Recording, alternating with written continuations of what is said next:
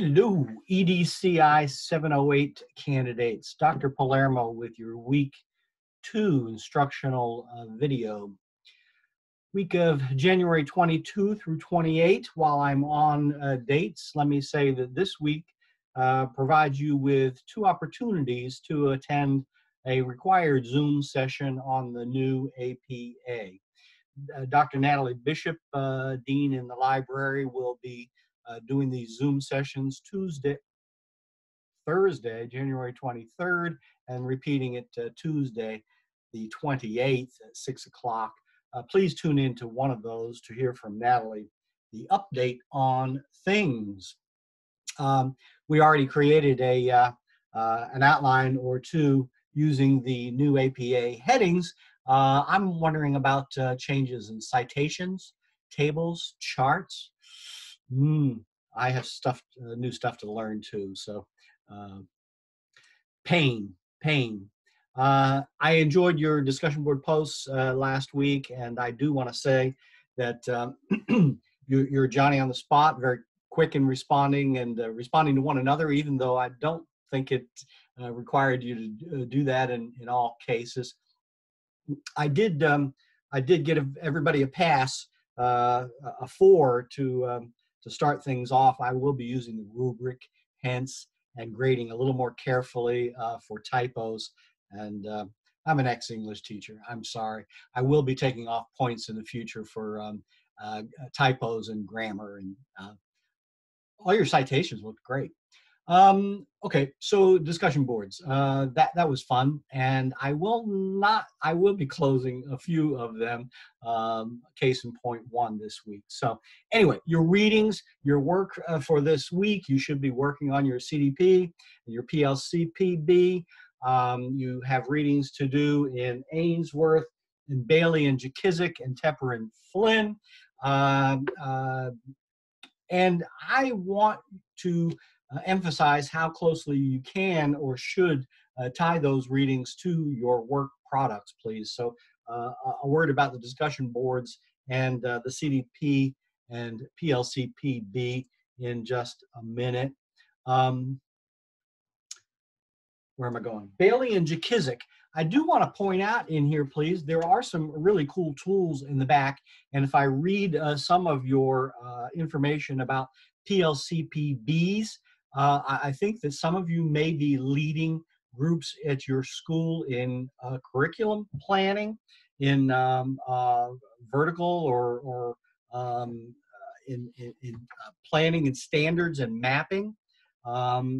If you are leading data teams, do you know that Bailey and Jakizik have tools at the back for both of those purposes, using the Plan, Do, Study, Act cycle and balanced assessment systems? There's lots of cool tools at the back of that book.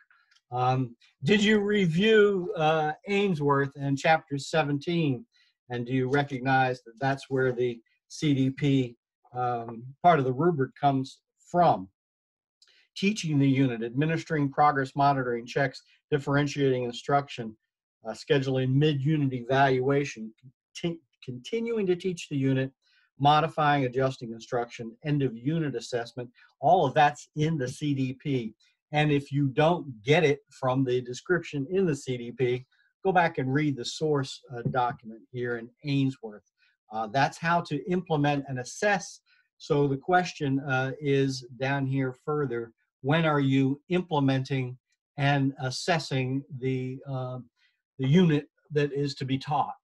And do you understand all of the dialogue that you are to have with the teacher or teachers teaching this unit in order to observe, evaluate, provide feedback, and continue the professional dialogue about meeting the needs of all children? So there should be a dialogue in there. You should be able to show, to demonstrate how you have led that dialogue. And this is part of this instructional cycle of teaching the children and then thinking about our teaching in order to get better at it. Okay, so I jumped ahead to the CDP and the course text, how you are to use Ainsworth and Tepper and Flynn to answer the question here about your CDP. What PLC tools might you be thinking about from Bailey and Jakizic? I mentioned a couple, the curriculum mapping protocols and the data analysis protocols at the back of the book are pretty good. Are there any others? Are there other tools that you're going to be using from other books? Respond there. And again, use that stuff, please, in your PLCP-B. I did close, you are not going to see this dialogue post about standards, but do please watch the video introducing the standards. And after you queue it up, make sure that you start there at about 11:40 and finish at 21. That is a nice short introduction to some of the themes and some of the big ideas in these standards. You do not need to respond to that, though I think the standards are pretty important for folks to know. So there's your answer to that question. You are here's a reminder that you're to be doing a clinical experience log each semester to demonstrate and get a signature from your supervisor on the work that you're doing and collaborating and leading others in your evidence work. So keep that up, please. And you can go ahead to click the link to look ahead at week 3. Though if you haven't started on discussion board posts for week 3, hold off until Palermo gets there. Thanks. That is week 2. Please write or call if you have any questions. That's it. See you soon.